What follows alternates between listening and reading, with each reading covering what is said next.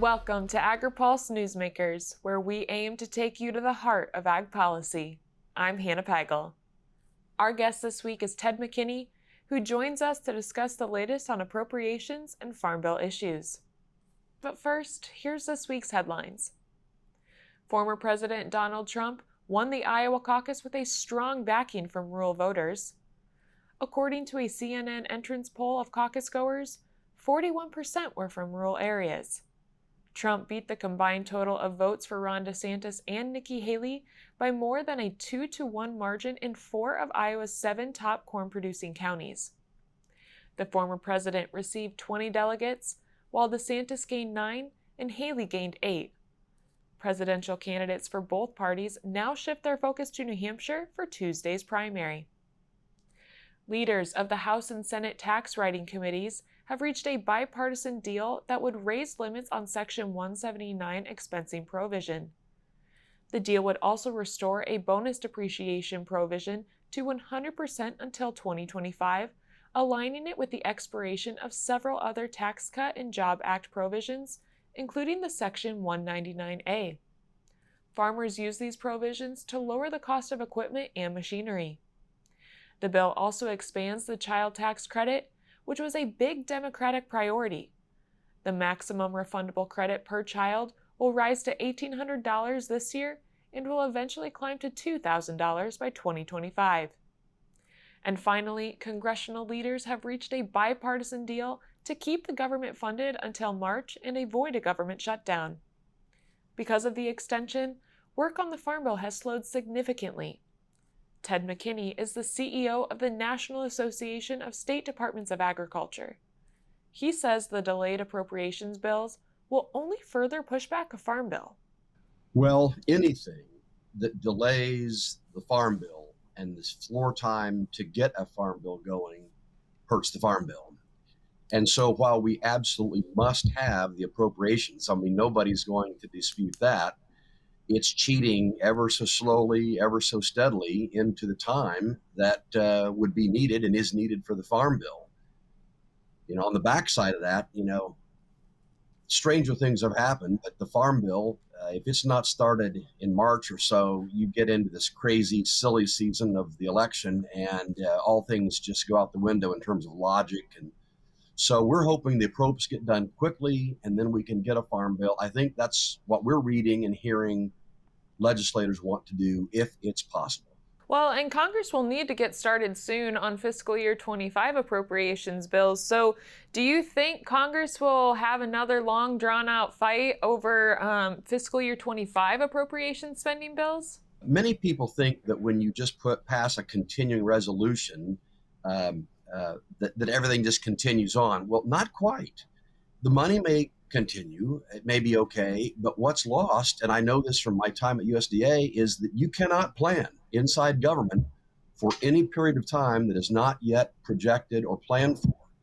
So just as a farmer or a processor, whoever is participating in USDA programs loses certainty, you lose certainty in government because you cannot plan for your future. So there are costs. There are real costs to this. So given all of the work that needs to be done on appropriations and the Farm Bill, how is NASDA going about pursuing its priorities, given all of the things that are taking place currently?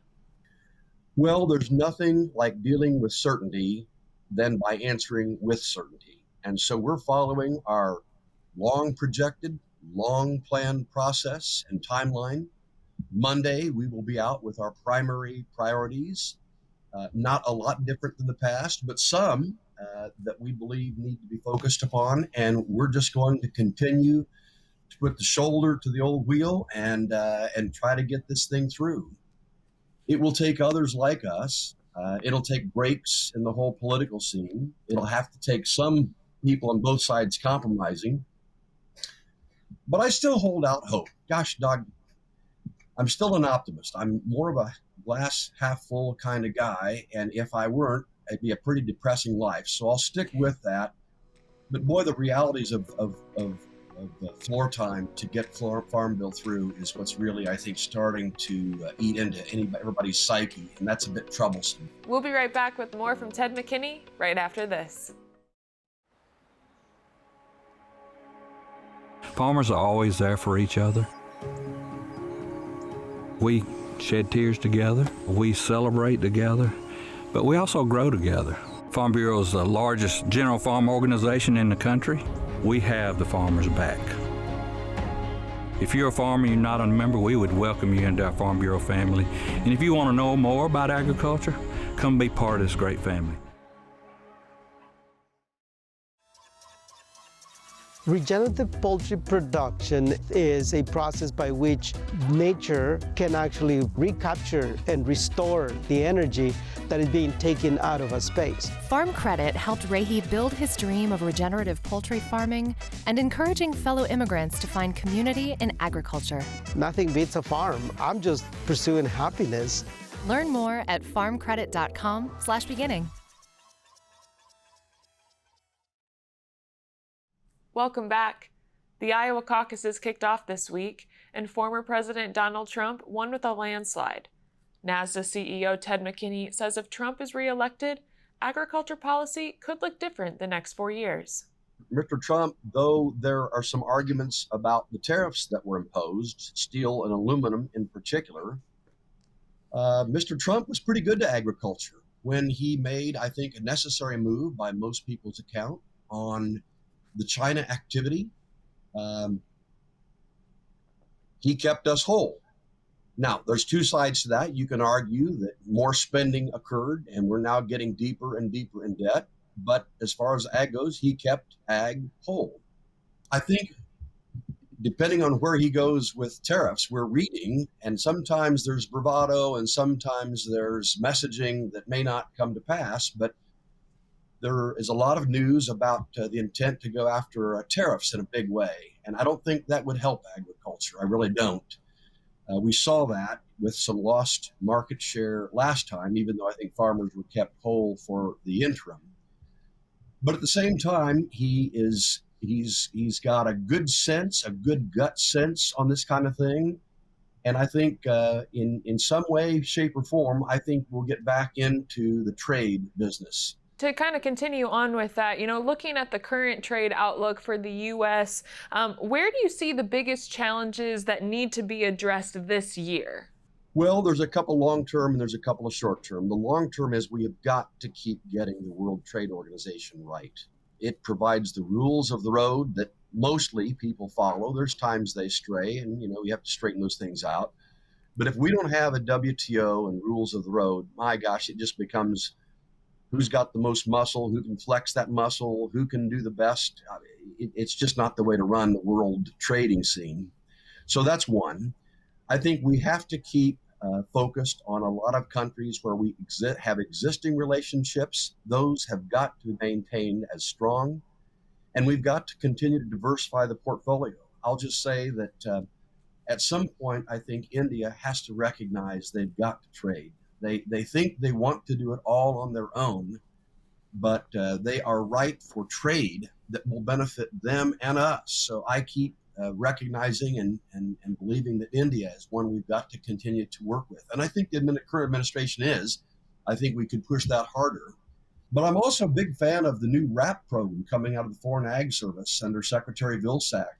We have needed an increase in that for years. It's finally coming, albeit through the CCC, a little different, but okay. And I think that's going to let us diversify our markets, which we very badly need.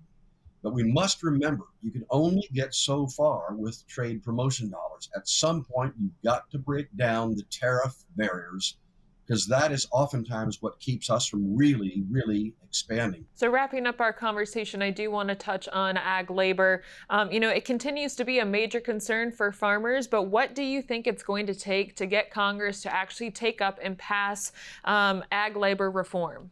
I empathize and agree with the Republican side that we've got to fix the border. Oh my gosh, it's just hemorrhaging. Look at the TV every night and what's happening in the cities.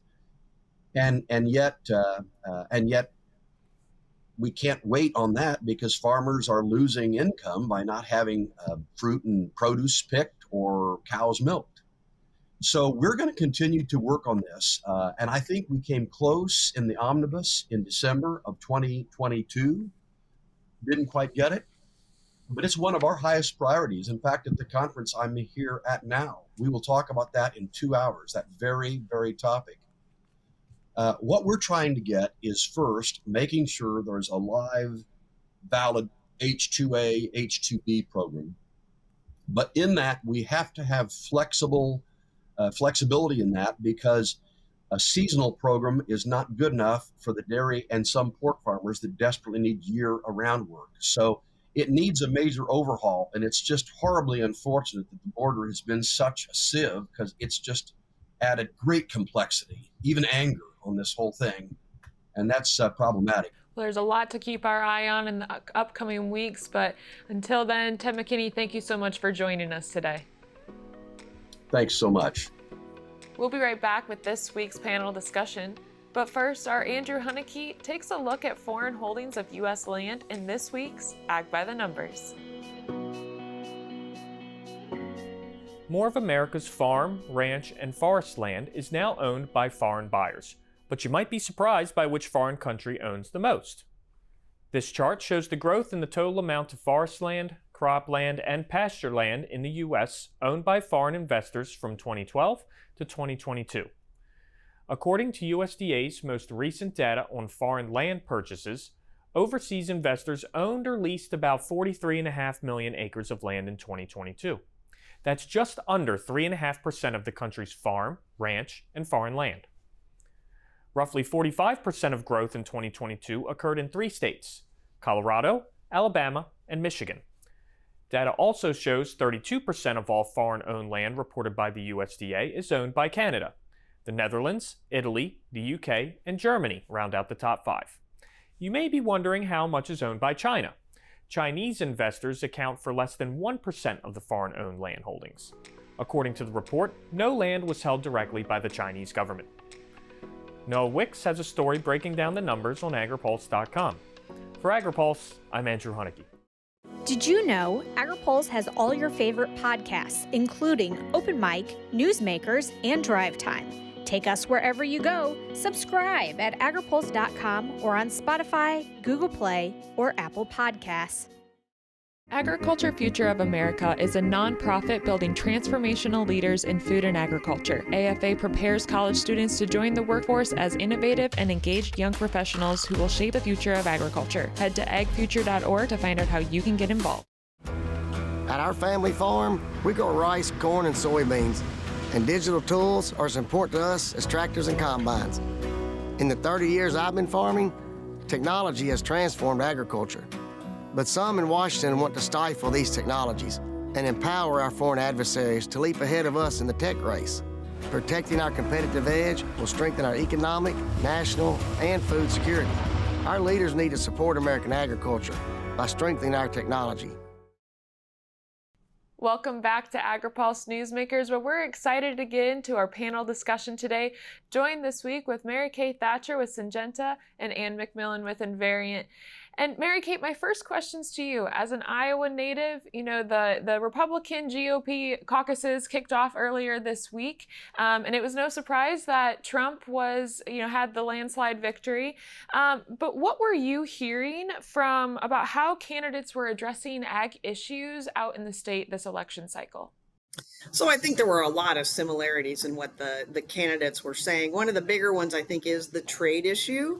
And I think a good concern from farmers about Mr. Trump saying, I'm going to put a 10% tariff on everything coming into this country. I think we know if that happens, there will be retaliation.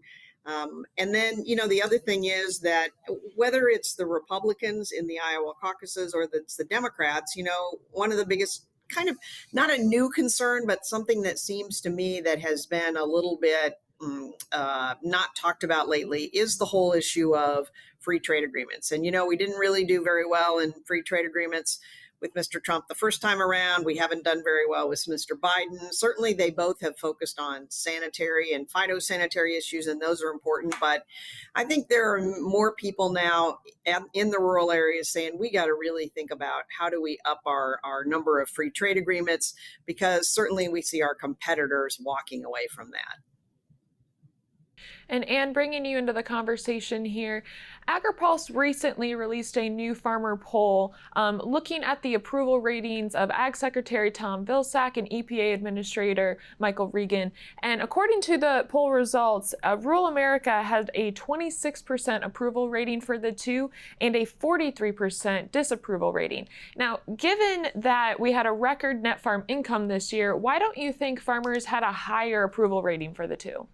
Gosh, hard to sort of tell, but I will say I think it's hard to lump the two of them in together. I think it's easier to explain potentially a lower approval rating for Administrator Regan. He's the head of the EPA. I think farmers have an inherent distrust of the EPA or a skepticism of the EPA and what and their regulatory, potential overreach in some cases. I don't know why Tom Vilsack, and perhaps I'm too biased to answer this question because I think he's great, as having worked for him for quite some time. But, I think they're trying to do a lot at USDA, and sometimes it's really challenging to penetrate the narrative as a Democratic administration in farm country. So, I know they're going to keep working really hard on that, and they're doing, the Biden administration is doing a rural tour. They started that last year, and they're going to continue on, getting out there in the field and listening to farmers on the ground, and hopefully we'll start changing some hearts and minds out there. And kind of taking our conversation into the Farm Bill a little bit. So Democrats have so far refused to go along with Republican proposals on finding new funding for the Farm Bill, including taking, money from conservation or nutrition assistance. From your perspective, are there any funding ideas that Democrats would support?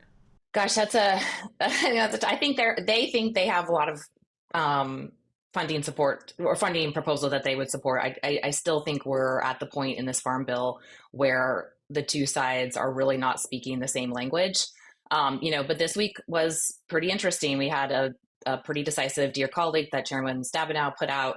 We have Chairman Thompson talking again about really pushing a March deadline. So we're going to have to start really getting down to brass tacks on what people can agree to and what they can't. I just think up until this point, there hasn't been a catalyst event to make sure to get people to the negotiating table and make the tough decisions. We'll be right back with more from our panel right after this. Farmers are always there for each other. We shed tears together, we celebrate together, but we also grow together. Farm Bureau is the largest general farm organization in the country. We have the farmers' back. If you're a farmer and you're not a member, we would welcome you into our Farm Bureau family. And if you want to know more about agriculture, come be part of this great family. Looking closer, seeing further. That's how we do it. At Curious Plot, we're driven to find what's next for agriculture, animal care, and food. We stay curious because that's what it takes to grow understanding. That's how we plot strategies and tell stories that get results time after time. Marketing, communications, and consulting that look closer and see further. Curious Plot. We can't wait to help you tell your story. Welcome back. Our panel discussion continues with Invariant's Anne MacMillan giving us an update on the next steps for the 2024 appropriations process. I might be in the minority here, but gosh, I don't know if it seems pretty tough to pass the 24 bills at this point. But I think, I know that the House and the Senate are going to continue to make, the effort towards doing that, but we're running out of time, and I wonder if we're just going to be looking at shifting over into 25 at some point. And Mary Kay, would you like to add anything on that? We're 4 months into this appropriations year. When do we give up on 24 and just start on 25? I mean, these things are so wrapped up with the abortion pill in the ag appropriations amendment, not something you would normally think about. And now Israel and Ukraine and the Mexican border. And I mean, these are massive issues. I just don't see, certainly we're kicking the can down the road to March 1st and March 8th, but I don't see any indication yet that we're going to have an answer to the approps bills then. So, then what do we do? Do we do another short term? Do we finally just give up? I think it's a very difficult challenge, and one that unfortunately, if you made me bet on it today, I wouldn't bet Congress could do it. And Mary Kay, it won't be long until the fiscal year 25 appropriations bills are going to be due. What will it take to get Congress to come together and to agree on spending levels? People are going to have to compromise, and that's going to be especially hard in an election year because you're going to give up really steadfast ideas as you move forward. Again, think about Agri-Pulse and thinking about the abortion pill. That is a very polarizing issue. I think you're going to have to drop out those really difficult issues that don't relate to the specific appropriations bill that you're dealing with. And I can't see members of Congress doing that, especially in an election year. Again, that's why I just don't know that I can see any more hope in a March 1st and March 8th deadline than I see in one this week. So, given the internal division that's taking place right now with the House GOP, how do you think that internal conflict will affect the House's ability to get a farm bill done or anything else done legislatively? I think that you look at the fact that now the appropriations bills are pushed off until the second one being Friday, March 8th. Well, you've heard Chairman Thompson say for quite a while now, hey, I need 3 weeks in a row that the House is in session to move this through the House floor. Well, now they've just lost the first week in March, so they don't have 3 weeks. I think there's another 3-week option in May, and then after that, there's no more 3 weeks until after the election. And Anne, do you have anything to add on that?